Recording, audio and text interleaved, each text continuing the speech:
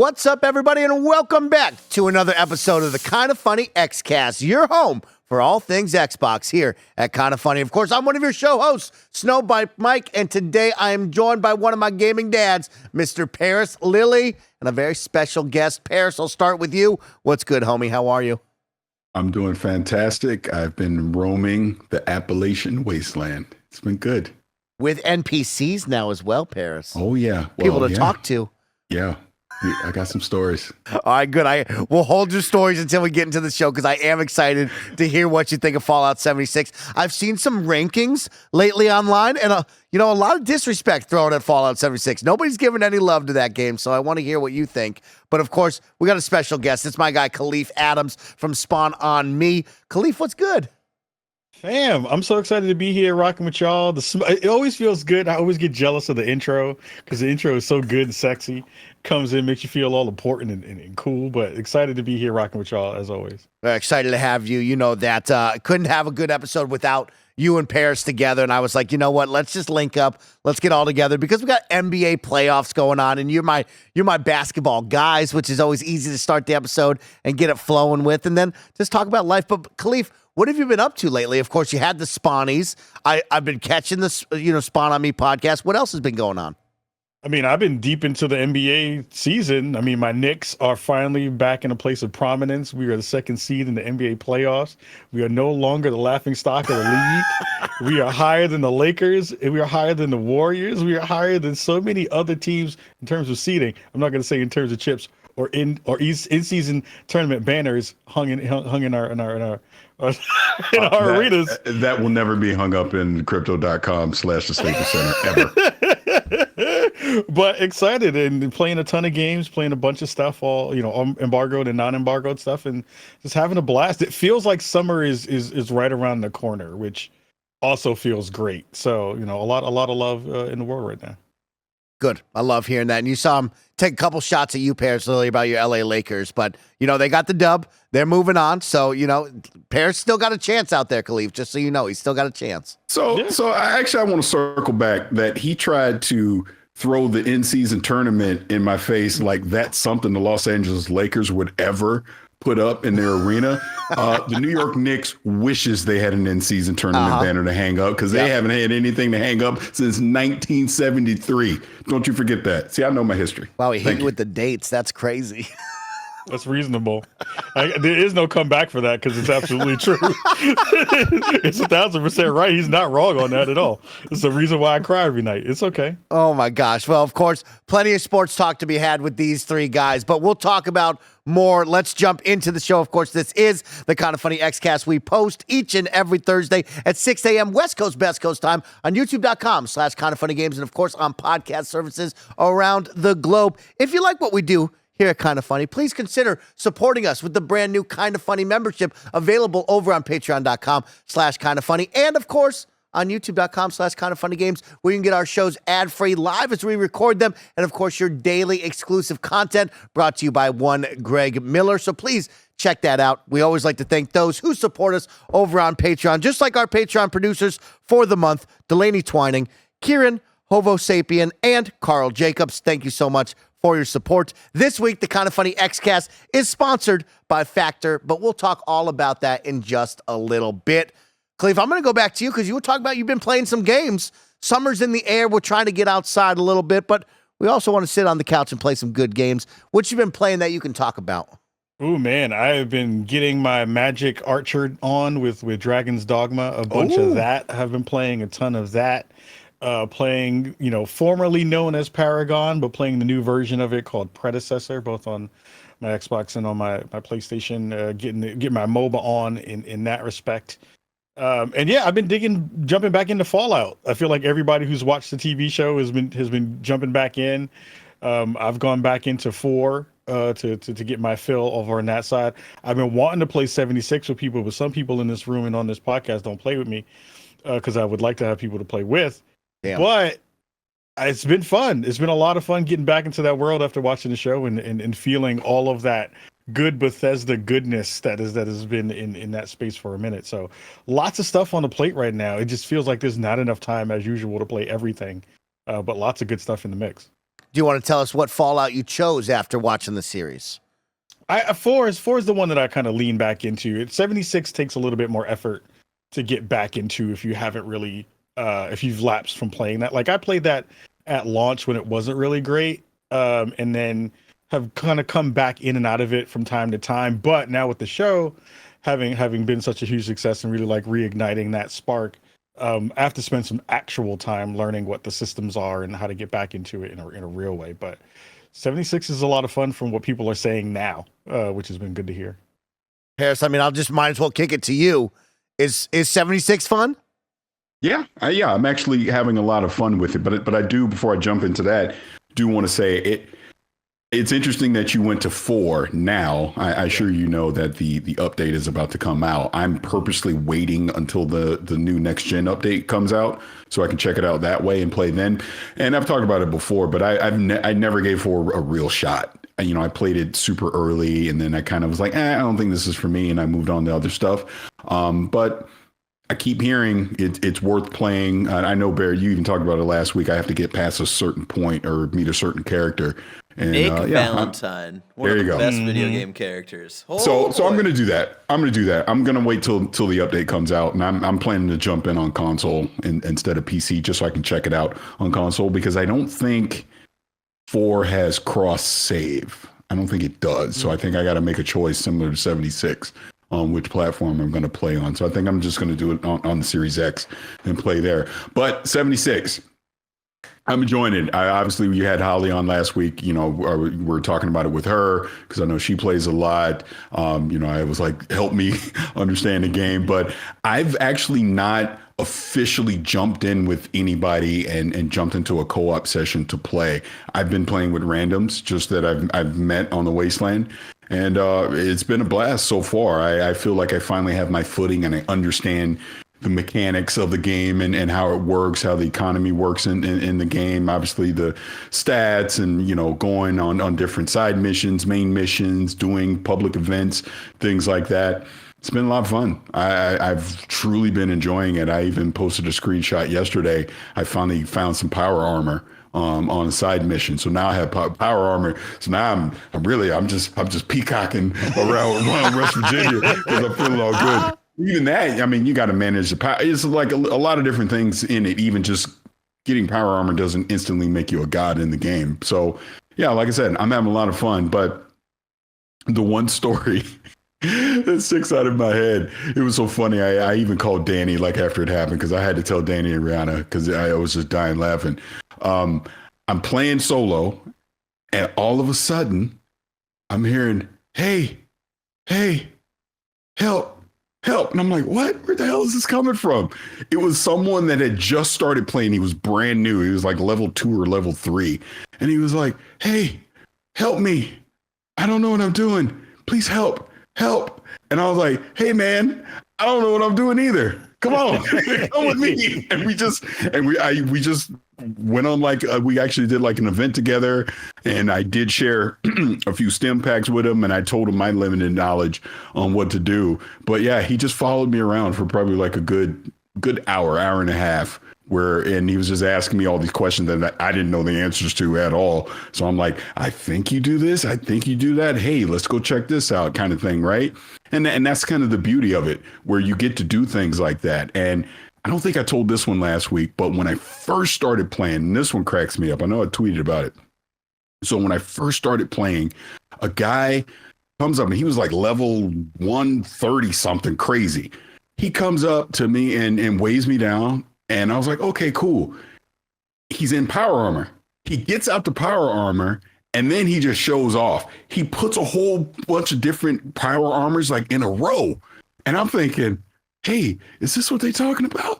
Is he finna share one of these with me? I got like all excited. I was like, oh my God, this is awesome. He's gonna give me power armor already. Nope, he just wanted to show it off to me. He put them all in a row, looked at me, gave me a thumbs up, put them all back, got in his power armor and dipped. I was like, oh, that's awesome. Didn't share nothing with me. He just wanted to show it to me. That was it.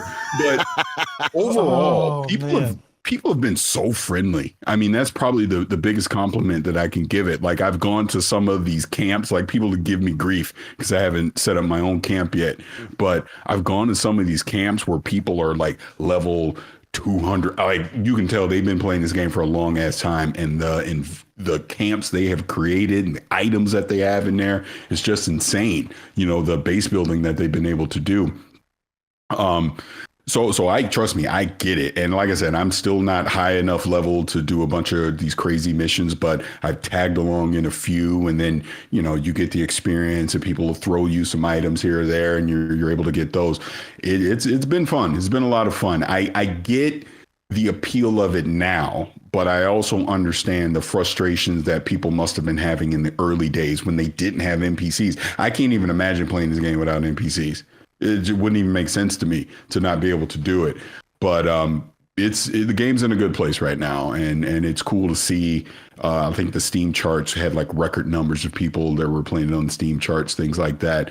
But I get it. I get the appeal. I don't think I am having a lot of fun with it. And my only thing, like I was even talking last week, is just a time investment that you would truly need to put into it to really get, you know, to the higher levels and get more into the end game of things that you'll be able to do. I mean, we're in a position where we're trying to play 1,000 different things at once. So I just don't know if I'll have the time that I really need, but I definitely see me coming back to it, you know, from time to time and checking it out because, West Virginia, they've built a cool little world there, and it doesn't seem like it's going to slow down anytime. My only other thing, which isn't really a nitpick because it is a live service game and you had to monetize it, I see all this cool shit in the Atomic shop. And I'm like, man, I would love to get that. I was like, oh, wait, they want me to spend a bunch of money on this. I don't know if I want to do that. But they also had a ton of free stuff. Like, you go, like, every day there's something free that you can go in there and grab. So I definitely, first thing I do when I log in is I go to the Atomic shop and I grab some of the free stuff that they have in there. But this is, again, where you can see these people with these elaborate camps, like, I'm talking years of investment getting some of this stuff and building it out. It's really crazy to see. But I'm having a good time. Definitely having a good time. Highly suggest people go check it out for themselves. And again, the one other nitpick that I will point out, and we do know that Phil Spencer shares this same concern, no cross-play, cross-save in the game. That's my only thing. You got to pick. The platform you pick is the platform you're on. And I know a lot of people are on PC, but I purposely chose Xbox because I knew I wasn't going to have a ton of time to play as much as I wanted. And I wanted to check out the console experience for it. So I've been on Xbox, but that community has been great too. But it is unfortunate that the PC, the Xbox, and the PlayStation crowd can't all just play together. And you can hop between platforms depending on where you are.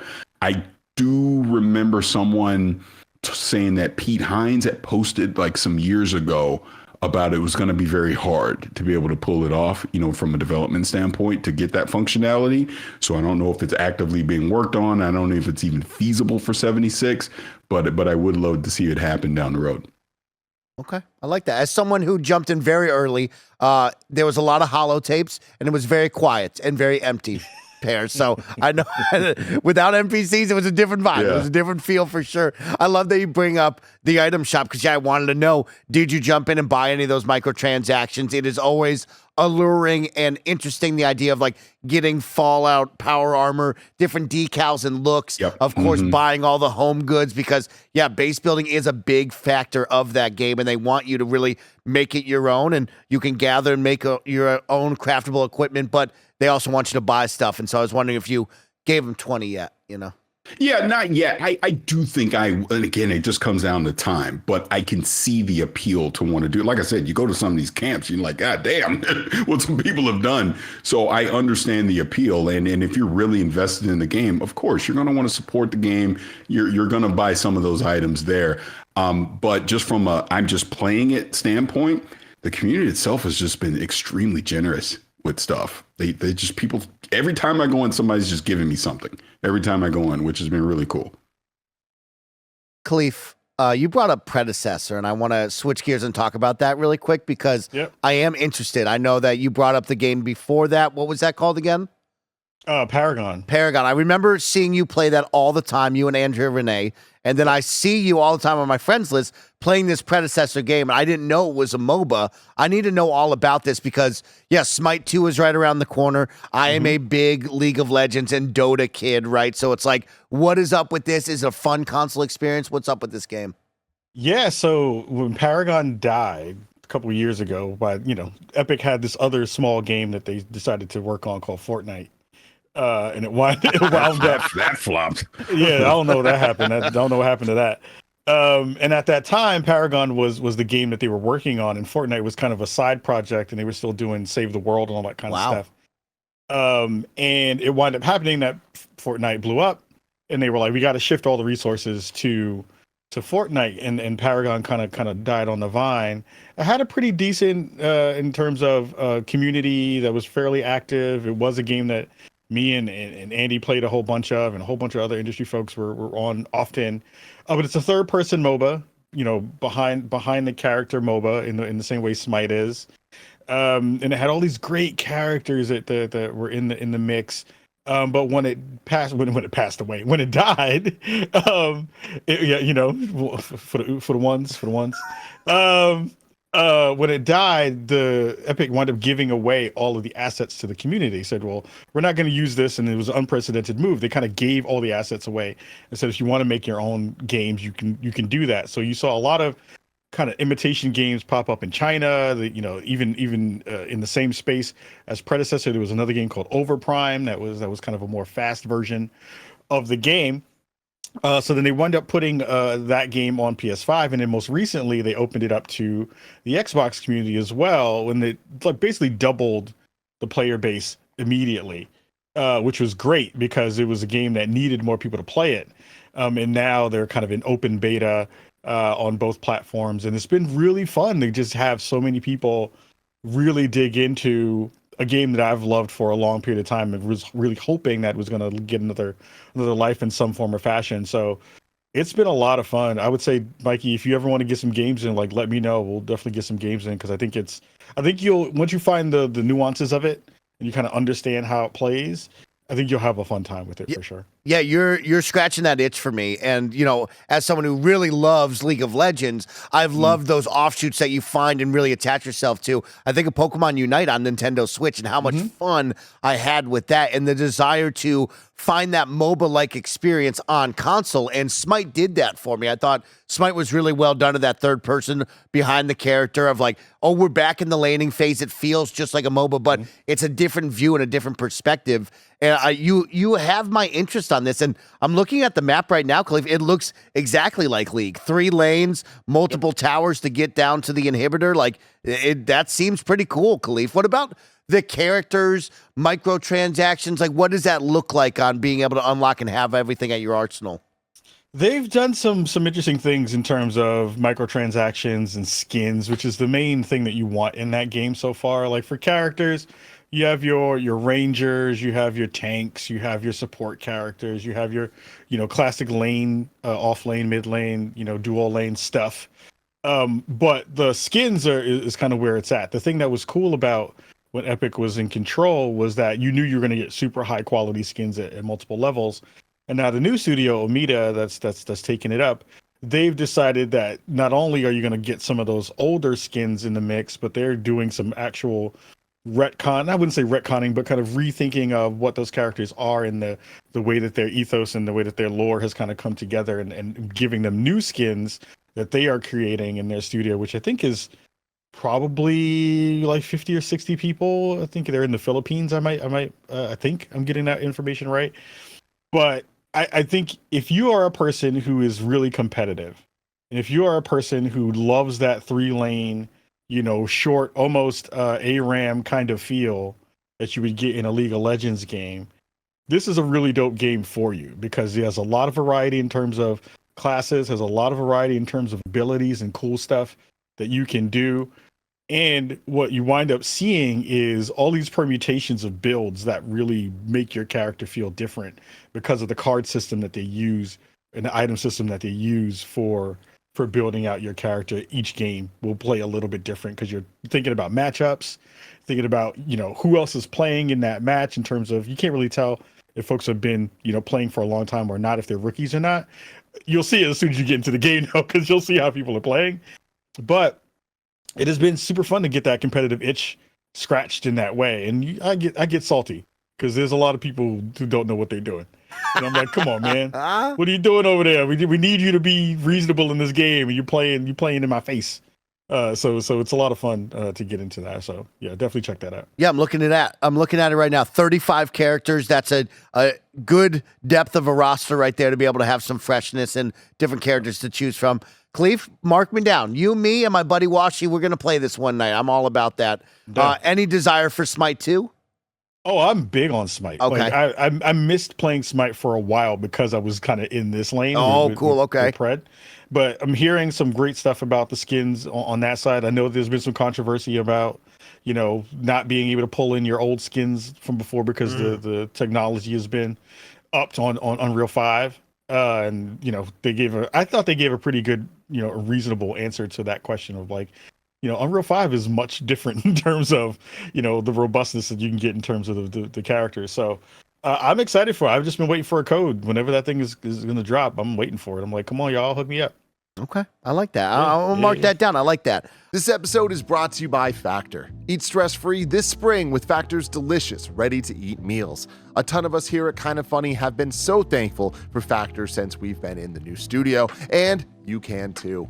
Every fresh, never frozen meal is chef-crafted, dietitian-approved, and ready to eat in just 2 minutes. Choose from a weekly menu of 35 options, including popular options like Calorie Smart, Keto, Protein Plus, or Vegan and Veggie. Also, discover more than 60 add-ons every week, like breakfast, on-the-go lunch, snacks, and beverages to help you stay fueled and feel good all day long. What are you waiting for? Get started today and fuel up your springtime goals. Get chef-prepared meals on the table in 2 minutes with Factor's ready-to-eat meals so you can get back to doing what you love this spring. Head to factormeals.com/kindafunny50 and use code kindafunny50 to get 50% off your first box plus 20% off your next box. That's code kindafunny50 at factormeals.com/kindafunny50 to get 50% off your first box plus 20% off your next box while your subscription is active. Guys, I want to talk about a fun topic that I saw on Twitter this week, and it got me thinking. We talk about microtransactions. We talk about the current state of video games at $70, free to play, early access. How do you support the devs? Oh my gosh, the tippy top is getting rich and all these poor people are getting laid off. What's going on? And, there was an interesting conversation from Mike Ybarra, who is formerly the president of Blizzard Entertainment. So I thought, man, if this guy's talking, he's got something to say, and this is interesting. So I want to read out the tweet and the thoughts and hear what you guys think about this, because I think it's a very interesting conversation to have in the video game space. And so here's what it says.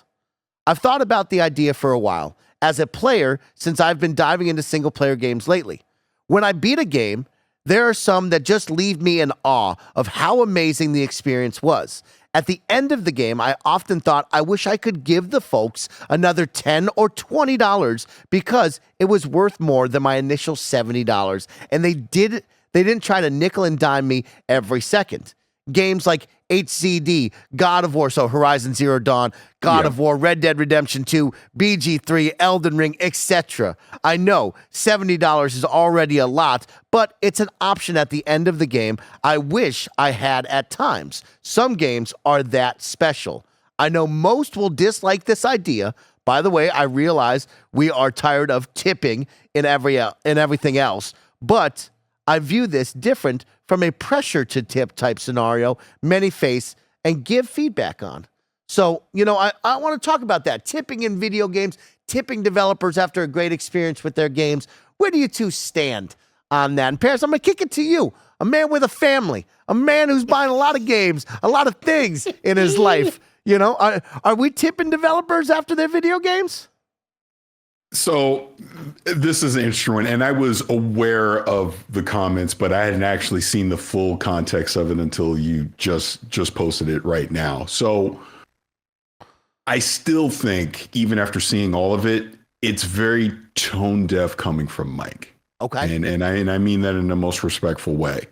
I get what he means, because of course there's been some amazing experiences that in games that I've had over the years that are well worth the price of admission, if not more.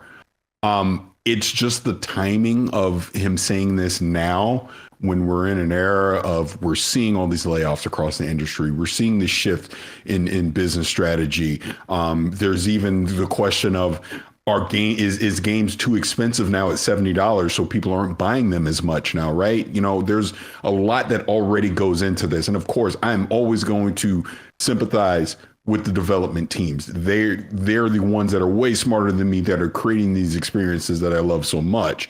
So this isn't me saying, well, I'm against tipping a developer. I'm actually for, how about we pay them more so that we don't have to tip them? That's what I would say in this scenario. Whereas as a consumer, don't put that. And he wasn't trying to put pressure on people, but it comes off as trying to put pressure on people is the way I'm reading it, where you're almost trying to put it on the consumer that we need to monetize it even more than we already have for these developers. How about let's increase their salaries by 10 or 15% so that they can have a livable wage and they can live more comfortably and they can get the bonuses and all these things that we would want. I'm trying to not get too started on this, but I don't like that comment coming from him, if that makes sense. And I would say the same thing if that was Phil Spencer saying it, if it was Sarah Bond saying it, if it was Herman Hulse saying it, etc. Miyamoto on down the line, you know. I don't think they should be the ones saying, hey, we're already charging $70 for these games. Give us a little more. Give our dev teams a little more, because we made this awesome game that was above and beyond, right? So then what about the games that don't get a tip? That wasn't good enough? So your game wasn't good enough that we're tipping, but this one was. It's like I said, I get where he's trying to go. But me not even actually reading the comments directly and just getting the peripheral comments about what he said tells me that most people do not agree with what he was saying. The idea of it, I get, but the reality of it is we're already spending $70 on these things, man. We're already having games that you spend $70 and then they're telling you to go buy a battle pass. And then even the ones that are free to play, you're having battle passes and these other monetization efforts already that, I don't know, asking us to tip even more. Like I said, it comes off as tone deaf, in my personal opinion. It's a very interesting one, Parris, of like, I'm right there with you. And I like where he's trying to, when he's in the comments of the Twitter of like, well, you know, let's bring this a little bit deeper than that. I think some people brought up like, hey, if I really enjoy a game, I'm willing to gift that game to a friend, or maybe I'm more inclined to buy something off the store. And I have definitely done that many of times. You know, I have found that, hey, I like this game. Yeah, what's $20 in the microtransaction store? I'm pretty sure, Kahlief Adams, that's not going to Becky, John, James, who are on the dev team. I'm sure that's not, they're never going to see my 20, right? In reality, but I at least pretend like that's helping the team, right? And then there are many occasions where I like this game. I want to play with my friends. I buy 2 or 3 copies to play with my friends in hopes that we'll all play it. And I hope that's doing good, but I don't think that's actually being seen all around the company. But in my mind, I like to see that. And I thought that was a fun, interesting one to that. But yeah, like you said, Parris, I didn't vibe with the whole tipping because it still feels like that's only going to be seen by 5 people, and then they're not the people that need it. And Kai, I want you to pop off, but I do want to get this other point in, going off of what Mike just said. The best way that I can support a game that I truly love, that I felt above and beyond, is I'm going to talk about it nonstop. I'm going to tell everybody and their mama, go get this game. Hey, man, we got to play this game. You got to get up on this. We got to go buy it. I'm going to encourage more people to want to actually buy this game versus now me having to actually spend more game to support the game, if that makes sense. Yeah. I mean, it's a really weird layer to kind of like bring to a conversation with a lot of the points that you added, Parris. We are in one of the most trepidatious spaces within the video game industry right now, where so many studios are closing, so many developers are out of work, and to then ask devs and teams to get on the digital poll for tips feels even sillier, because it's not a thing that anyone on those teams, speaking from a dev perspective from the times that I've worked on games, that there's work that goes along with that too, right? You know, if you're running a live service game, you're already thinking about other ways that you can lengthen the time of people playing your game for as long as possible, so you can continue to have success and build the next thing that you want to build in that space.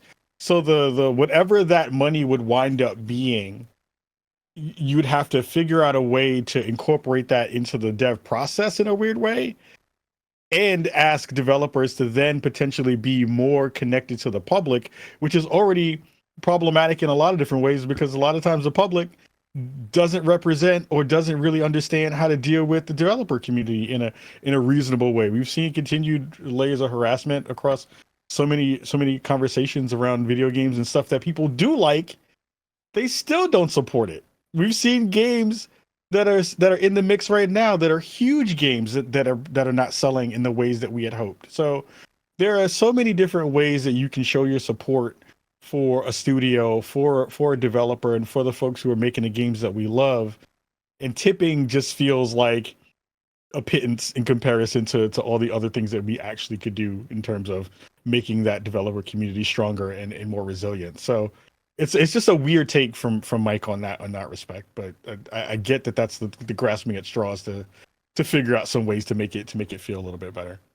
Like I said before, I think his heart was in the right place. Yeah. I just think coming from him in the position that you have been in this industry for a long time, it's a very tone deaf take, because again, I'm gonna just keep this a buck.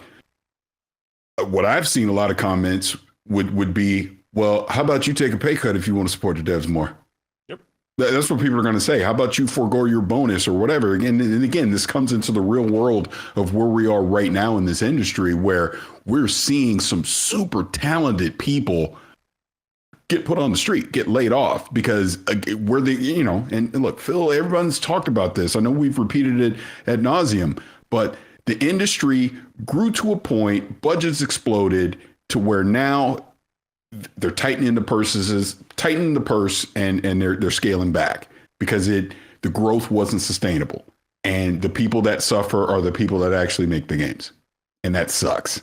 So to hear now, me as a consumer, well, you need to give us even more.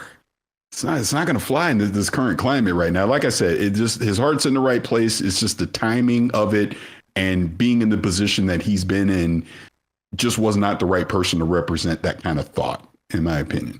Can I add one more quick point? Oh, please, Kahlief. Yeah, let's talk about it. It's funny because it reminds me of Patreon in a weird way, right? Because if you then start to add that layer into the conversation for the player and the consumer, then expectations change as well, right? There's already a high mark that people have to hit for you to go purchase your game, especially at a $70 price point. Then what happens to the games that are $40, right? Games that are $40, you're like, oh, okay. That changes the perspective of where that game is, and not only in terms of where people think that game is going to land from a performance perspective, from a quality perspective, but then you're like, oh, well, I just spent $70 on this and I added a tip on top of it. What does that change for my expectations for what excellence is and what deserves a tip and what doesn't deserve a tip? You wind up then changing the way that the kind of conversation goes for every game in the ecosystem, right? Because we've already seen that happen with Metacritic. We've seen that happen with so many different ways that people judge games on their quality.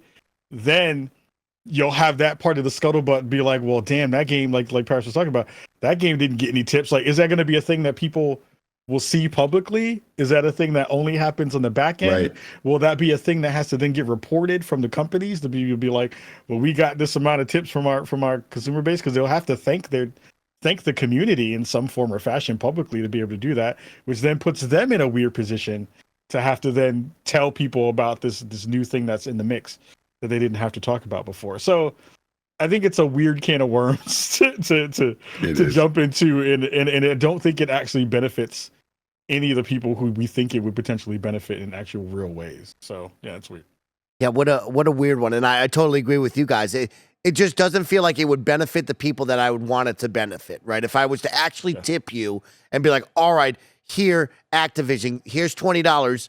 I don't believe that you're going to give it to the right people that need that money, right? And so I don't love it, but I do love the idea of celebrating games and helping uplift those games. And we've had these conversations before. I think we do a great job on the Xcast and here at Kind of Funny of celebrating those moments. But I do like talking with you, Parris and Kahlief, of like, what are the best ways for consumers to celebrate those, right? We're not going to tip an extra $20, but are there other ways that we can help those developers and those teams maybe shine a light on their games, like you talked about, of being vocal and being that person at work or in school saying, hey, have you checked out this game? Because it's pretty dope. Like, Parris, give me a couple that come off the top of your head on ways that we can support. I think I do it already. And look, again, I'm self-aware. Obviously, I have a big following on social media, things like that. But even if you don't, I think actively talking about the games that you enjoy. Like there was a person that I'm pretty sure the three of us know that is working in PR and marketing. She actually tweeted today talking about, just this is from a creator standpoint, but she was like, if you don't share your passion about the games and the things that you enjoy, how am I supposed to know to grant you opportunities to be able to, to engage with these games, right? But to take it from a consumer standpoint, I think the same applies. Whereas, look, if I love something, I'm talking about it. As an example, if you notice, I talk about Halo a lot. Halo Infinite. You want to know why? Because I'm loving Halo Infinite, and I want everybody to know about it, and I want people to come play with me, except you, Kahlief, not you. But everybody else, I want them to come play with me. I want to come play Halo. I want to talk about it. I'm playing Fallout 76 right now. I'm enjoying that. So I've been actively talking about these things. I'm not talking about it because I'm sponsored to do it or I'm reviewing the game or anything like. These are things that I'm playing on my own personal time that I want other people to experience and enjoy. There's one game I want to so badly say that we're embargoed, but I'm enjoying the hell out of that. And guess what? Next week, I will be talking about it a lot because I want people to experience this game. You know what I mean? So to me, after you, as a consumer, after you've made that initial purchase, you've invested your time and money into this game. I think the next best way to help a game, to help a development studio, is to talk about that game on social media, talk about it at work, talk about it with your friends. Get people to understand why is he so excited about this game? Well, maybe I need to go check it out too. In my opinion, that's probably the best way to support a game after you've obviously already invested your money into it. Yeah, I think to piggyback off that, if you're on social media and you're a fan of a game that you're playing, one of the easiest things that you'll see that most community managers will eat up is if you say something nice about the game to them.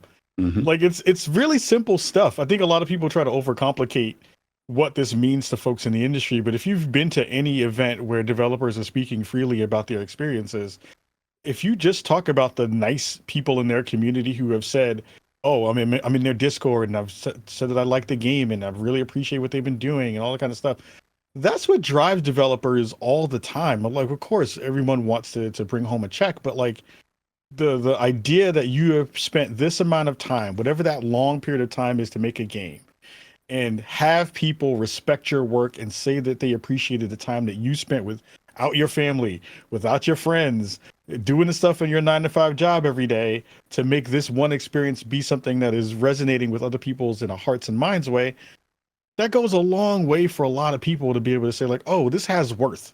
This has value here in this way. So that's one way. The other way is, I know people get mad about microtransactions and all those kinds of things, but they do actually matter in some ways. Like, it is a way to keep the longevity of a game going if you do appreciate what the development team has been doing. Like, again, it's not a thing where I'm saying just blindly put your money down just for the sake of it, but if you are enjoying something, the power of the wallet speaks in a real way. Across many, many ways. It's a metric people pay attention to.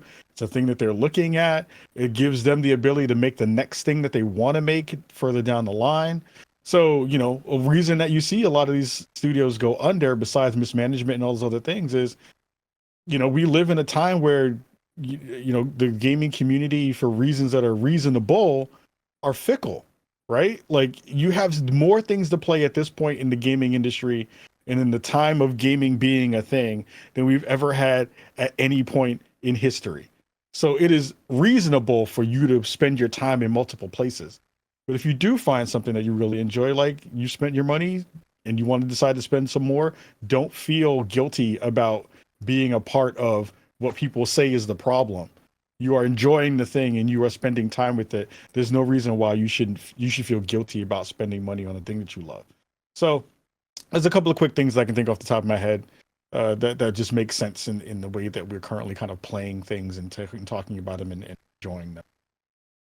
Yeah, I vibe with both of those guys. Right, I love the word of mouth. I love sharing the enthusiasm. It does go a long way. And I challenge everybody watching and listening out there, if you're on social media, go tweet about something you love. Let us know. We want to see your enthusiasm. I'm right there with Kahlief, right? I think it's very easy for people to dunk on others that are into possibly supporting or buying microtransactions, right? And I think it is simple of like, if I'm enjoying the game and I have the means to do so, yeah, I might want to go buy a skin or I might want to go support that by buying your DLC. I don't see any problem with that if you have the means and you're enjoying it. Even, I can think of a number of indie games that are a cheap, reasonable price that I've bought for my friends that we all could share and enjoy together, right?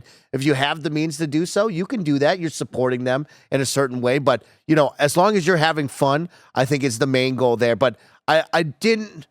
the tipping conversation is a great conversation to have with you guys and to catch the vibe of like, what does that really look like? Is that really going to work? Would that ever happen? And I personally don't think it would. I don't think we'll ever see that ever right there. And I don't think it is the right way of doing things unless there's a proven track record of somehow the people who really deserve it need to get it right. But I don't think we'll ever live in that future, guys.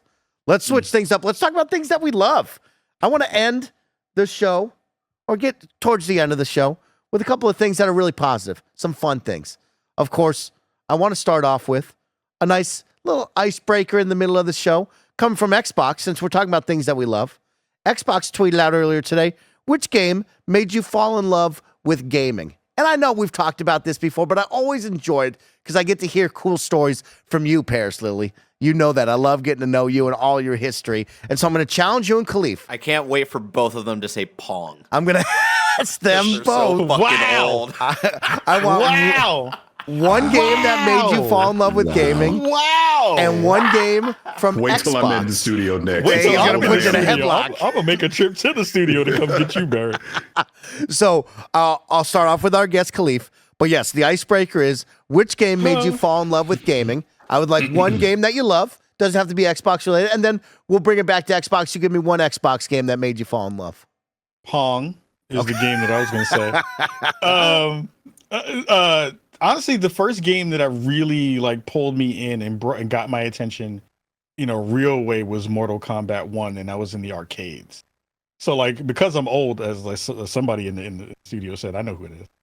The arcade experience was such a huge seminal part of loving games for me that it was that first initial thrust of being like, oh man, I can do this thing that I love with people around me and get that energy that you didn't get because we didn't have online gaming when I was growing up. So it wound up being this thing of go to the arcade and see all the new stuff. So it was like hard driving. It was like Turbo from Sega when they had Turbo out.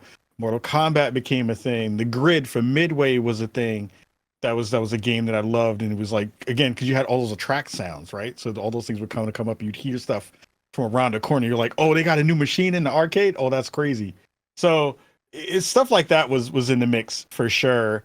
On the Xbox side, I think it was Halo. I think it was really the beginnings of the Halo series as being a thing that, far off land, you get a chance to be in a first person shooter, which was a new thing at the time. What was that supposed to be? So it was a lot of different avenues for getting into the Xbox stuff. But yeah, Mortal Kombat was for sure the first game that made me love video games for sure.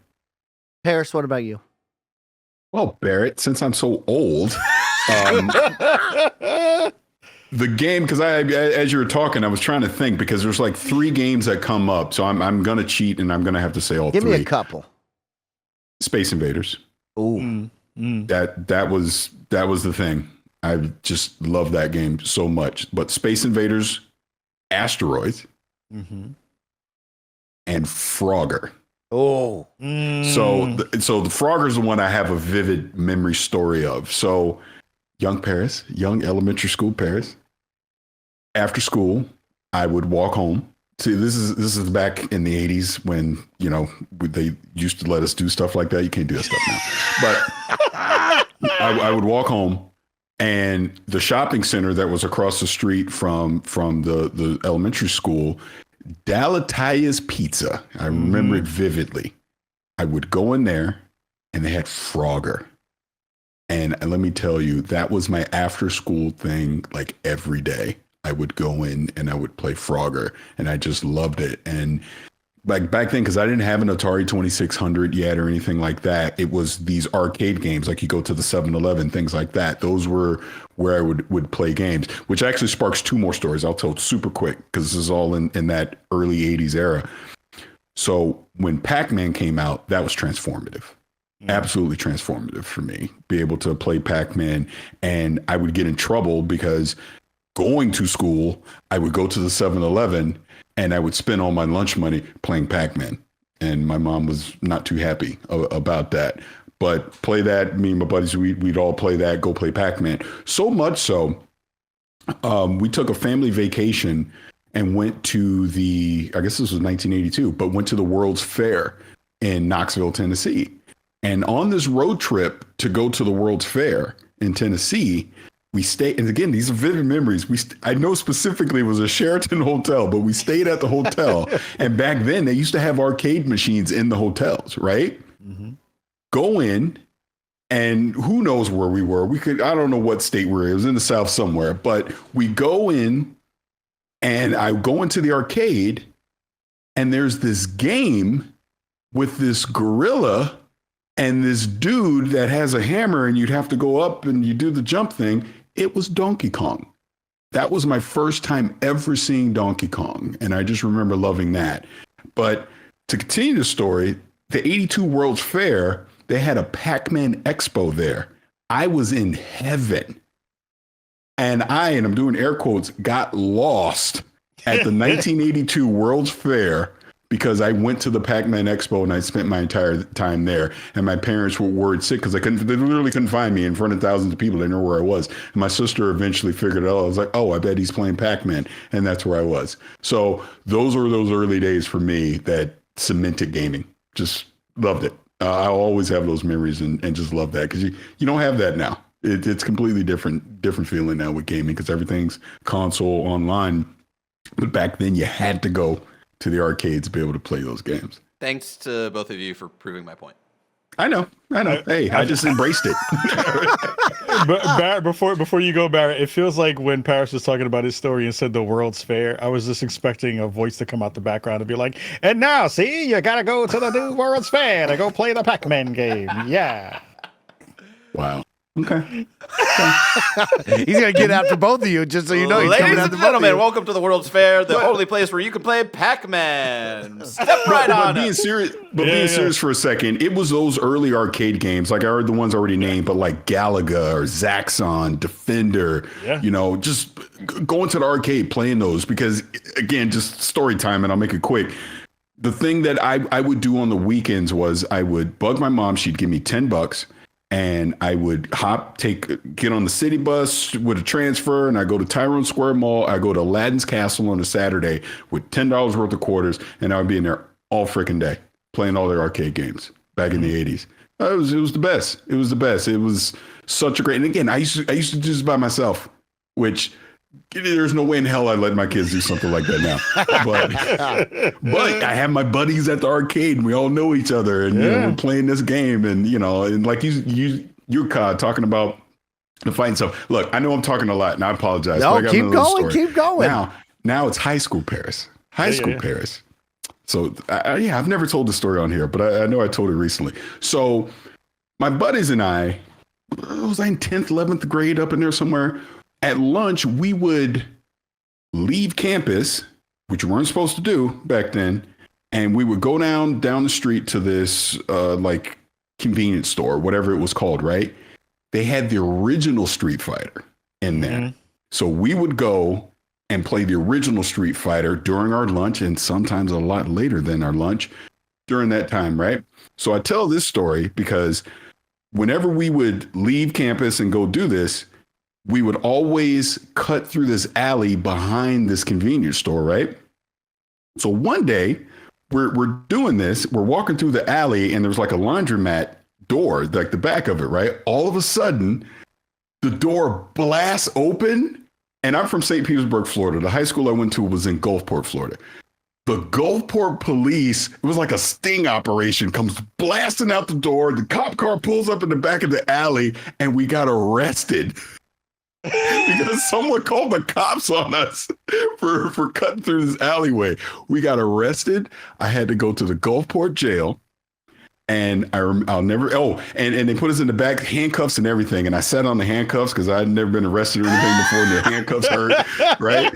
They put us in the holding cell. I had to call my mom. My mom was so pissed.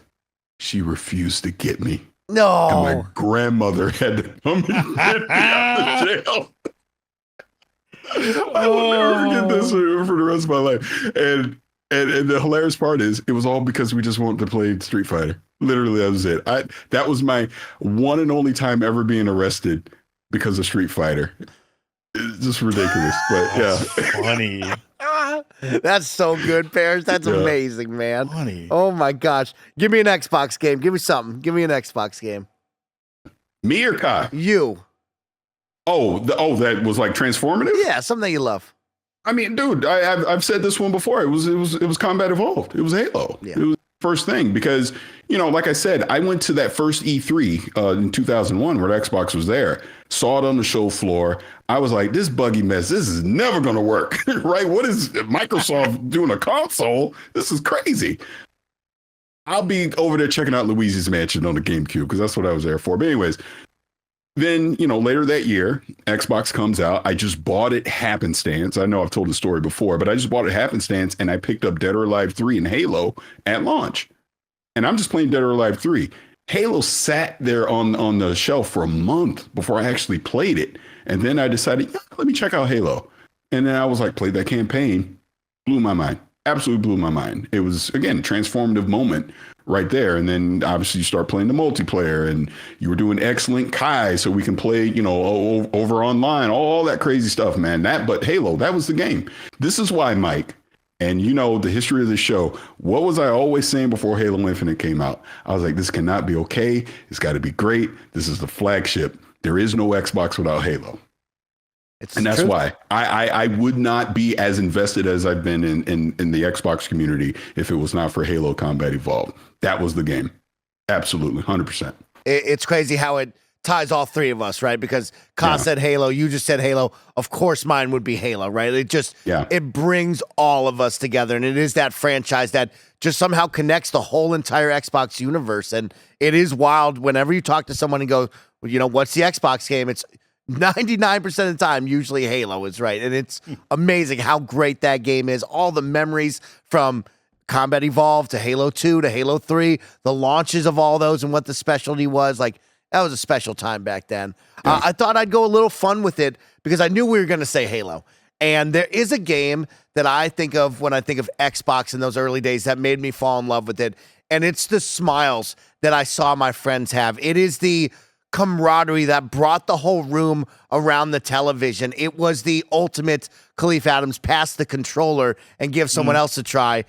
And that's Guitar Hero. Nothing in my life will ever be like those early Guitar Hero days where I will never forget seeing AJ have the guitar and all of us being in his basement and he would play and you would immediately see everybody's eyes perk up and the music is jamming. Now the next person wants to play. And it was so welcoming and different in the gaming world where it wasn't Halo 2, where it's like, oh, you kind of have to be good to have a good time. It was very much like anyone can do this. You can grab this guitar and figure it out. And I will never forget those early days of Guitar Hero, of how powerful that game and that just instrument, the controller was, and how easy it was to get people on. Ooh, there's a game that was transformative for me, not in the respect of like, I love games and Xbox is going to be the platform for that stuff, but it was an Xbox game that changed my perspective on the future of gaming, and that was 1 versus 100. Oh, 1 versus 100. Yeah. changed the whole landscape of what I thought video games could be, because it was this thing that you literally had people from all across the world centered on this one pivotal moment. You know, of course, it was instanced out because you were having multiple people playing in different places, but being a space and be like, there's a person right next to me who's going to answer a question or be a part of this experience with me, alongside me digitally, virtually, like that was such a huge moment for video games that we've had stuff that has done that, you know, throughout the time that we've been playing, but even that was a very special moment within the gaming industry and in the gaming community. Of like, oh my God, we're all doing this together. That feels cool. So yeah, it was Can I give you two? I want to give me more. One that was transformative and one that I thought would be that isn't, and it'll be a nice transition into something else I know we want to talk about. Lay it on me.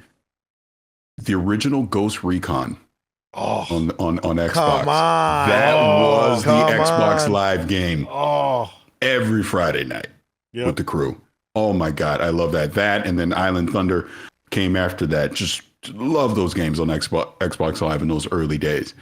Now, the second one was a launch game for the Xbox 360 that I defy anybody to go watch the launch trailer for it with that music and tell me that wasn't just straight fire. I was so excited for this game. When I went to 0 Hour, it was the first game I ran to go play because I thought this is an IP. It was already an established IP that was now on Xbox that I thought this is going to be it, man. I cannot wait. The multiplayer, all that stuff that they were promoting.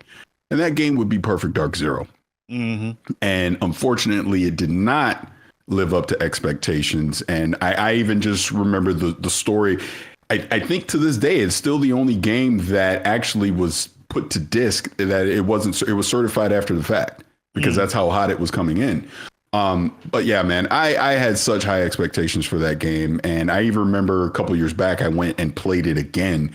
And I was like, ooh, man, it was just, it didn't, the concept of it would have been great, but you talk about a game that needed more time in the oven. It needed more time in the oven. You could tell just in that first level that you play how rushed it was to complete, to get it out the door for launch. But that does transition me, Mike, into something that I tweeted the other day.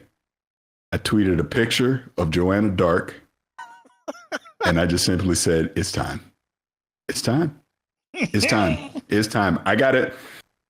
I will be shocked if we don't see the new Perfect Dark at the showcase this year. Again, even if it's just a tease or something, but it would be very nice to see some actual gameplay from Perfect Dark at this showcase, whatever the initiative and Crystal Dynamics is coming up with. I want to see what the game actually looks like in engine.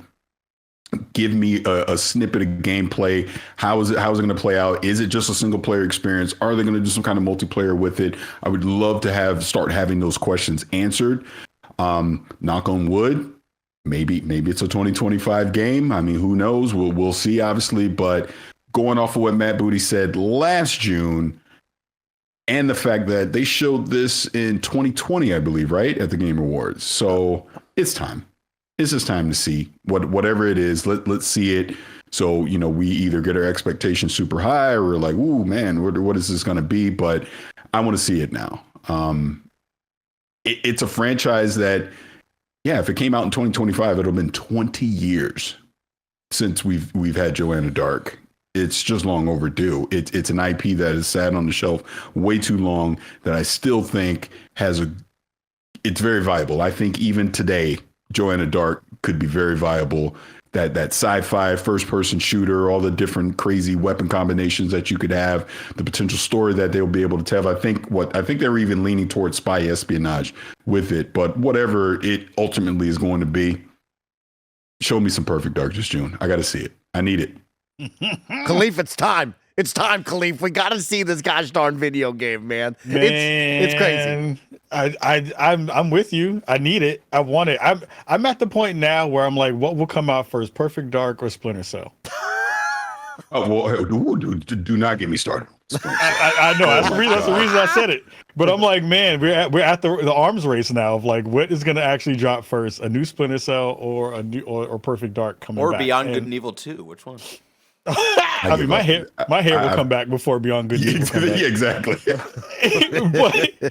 but it's one of those things of like, I remember so vividly when you unpacked that briefcase gun. Oh, And you were just like, I'm going. This is going to be good. This is going to be great. And then it wasn't. Yeah.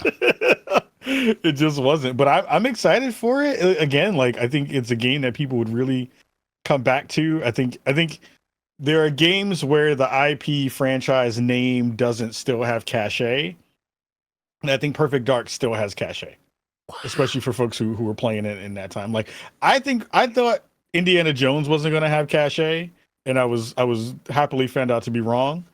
I think Perfect Dark actually has some juice left in the tank because of the nostalgia and because of the miss on the previous game. And now we have the technological leap where we can actually see some of the stuff that we wanted to in that game actually come to fruition. So I think I'm excited for that part. for all the audio listeners, I'm giving Kahlief faces. I'm blown away. What? No, I mean, and I'm a Perfect Dark kid. Parris literally knows this. I've been playing Perfect Dark since N64 and beyond. No. And I'm still stunned that we chose Perfect Dark of all franchises to bring back. I am still stunned at this decision. Like Parris just said, it's been 20 years. It's insane. It's insane that they were like, let's do this. That's crazy. But see, that's the thing, Mike, and it actually perfect setup by you and Cabo what you're saying, because one of the comments that I saw when I tweeted that out was he was like, well, why would this current generation be excited for Perfect Dark? It's been too long. And someone commented under there, and it was the perfect reply. If the game's great, they will care. True. It comes down to, even though it's an old IP, Barrett, the old people like me will care. But even the young generation that has no idea of that N64 Perfect Dark, if this one is good, and you're like, again, what we were just talking about with the tipping stuff. If a game's great, then we're going to talk about it. We're going to be excited about it. It's going to get that word of mouth. You're going to be like, man, you got to go pick up that Perfect Dark, man. Yep. Oh man, you made this one level that you get to play is like, that's what will happen. And that will get people that aren't familiar with the old IP excited about it. And Cobb brought up Indiana Jones. I think, like, here's how I look at it. The first 3 movies, iconic. The ones after, not that good. So the current generation isn't going to have that attachment to Indiana Jones like I did when I was a kid, right? So they're looking at this and they're going, that movie, really? Yeah. But if Machine Games makes an amazing game, that's all that matters. That's all that's going to matter. At the end of the day, when it comes down to this, whether we have brand awareness or not, if a game's good, a game's good. You know what I mean? Sure, I might have nostalgia for it, but even people that don't, if you make a great game, they'll care about it and they'll want to go play it. That is the reason why I want a new Ghost. That's the reason why I want a new Ghost Recon Advanced Warfighter. That's the reason I want that. Man, Gra was so good back in the day. What a great game. Gra was so good. Since we're just vibing here, can I throw in a game that you talk about? I would love to see it never got a sequel, but was so good. And I'd even just tweeted about it probably a month or so ago. Do you remember The Saboteur? Yes. Yep. Oh, that game was so good. So freaking good. Fantastic. And when I was I don't know if you saw this person, but someone at DICE was wearing the Pandemic t-shirt. Which now is very ironic because we went through a pandemic, but that was a studio that made it. So good. So freaking good. Okay. There are a ton of those kind of smaller games that weren't really didn't get critical acclaim that feels like they could potentially have a comeback in that way. Like, remember the Cell Shaded 13? Yeah. That was fantastic in a really interesting, weird way. Saboteur was really fantastic, like you talked about. I'm trying to think if there were any other ones that were like really, really like. Look, the Driver series was one that I saw people talking about most recently, and being like, "Oh man, what would that be like if they came back on that one?" So, and even Dead or Alive, Dead or Alive that you talked about, like Dead or Alive, Banjo Kazooie. I'm not even gonna listen to that. But like even Dead or Alive making a comeback on the fighting game side of it, like that would be a thing that could translate into a space that hasn't seen one of those in a while. So I think there's a lot of stuff in the bag that could come back and have some legs on it. I'm right there with you guys. I'm very excited. I think it is time, Parris, to show us. There's a lot of questions of what is it? Multiplayer, single player. You got the Tomb Raider team from Crystal Dynamics. Is it just going to be a Tomb Raider type vibe? I'd love to see that. Third person, real story driven. That would be great. But be very interesting to see what is Perfect Dark in 2024 and beyond, because we really don't know what is going on with all of that. And it is probably time to really start showing that. But I love that, you guys. I want to give a big final shout out before we get out of here, because there was a special number shown this week. And I don't know if you saw it, because today it was announced that Sea of Thieves has now celebrated 40 million players taken to the high seas across Xbox and PC.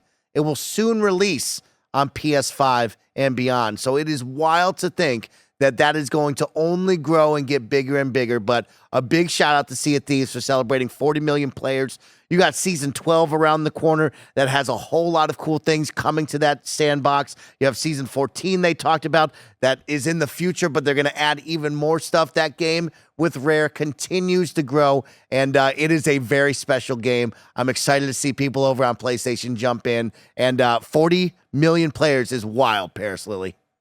Yeah, absolutely it is. You know, we've had the team on the show, you know, a few times over the years, and it's, you talk about a game, but like we talk about Fallout 76, you talk about where Sea of Thieves started to where it is now. I mean, just completely transformed that game, and it's such a great sandbox to be able to jump in and play, and all the, you know, the Monkey Island, obviously Pirates of the Caribbean, all the various seasons that they've done. I mean, it's so good, really good. I think when it does come to PlayStation, and it seems like there's been a lot of genuine interest on the PlayStation side as well. But yeah, I think people are going to be pleasantly surprised being able to jump in now and play it on PlayStation. And it is it's cross-play across everything. So Xbox, PC, PlayStation, everybody can play together. So it should be great. Looking forward to it. It's going to be great. Kahlief, let's end it with a smile. Where can everybody find you? What dope stuff are you doing in the universe? And let's get out of here, homie. First of all, thank you both for having me. As always, it's always dope to be able to come here and rock with the rest of the Xbox universe. You can check out SpawnOnMe every Monday. Usually around 6 a.m. PST is when a new episode will drop. We most recently were talking about Fallout. We were talking about the localization issues that are coming up across the internet, about people getting mad about Capcom. And also I got a chance to talk about my time when I went back home last week to New York to work with the folks over at Life Camp to talk about the work that they're doing in the inner city, making sure that games and the kids are having fun together and keeping out of trouble. So make sure you go check that out on all the feeds there. If you want to see the video version, go check it out on Spotify, and you can check out our live broadcast at twitch.tv/SpawnOnMe, usually every Thursday night at 6 p.m. PST. Who knows what that's going to look like in the next coming days, because the playoffs are happening. So things are all moving around all the time in terms of basketball taking over the spot. But that's where you can find most of the dope work that I'm working on in the world. So much love to everybody for that. You're the best, Kyle. Thanks for joining us this week, Parris. Always, thank you for your time as well. And all the best friends out there for tuning in and watching and listening. Thank you for your time. Go celebrate something you love. Share it with your family and friends. And we will catch you back here next week. Until then, goodbye, gamers.